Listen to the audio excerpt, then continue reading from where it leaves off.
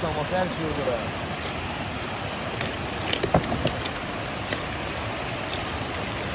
Dedim ya çok değişik bir şey.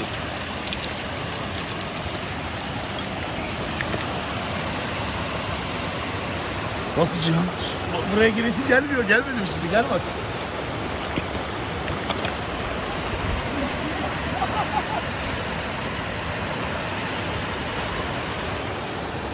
Ata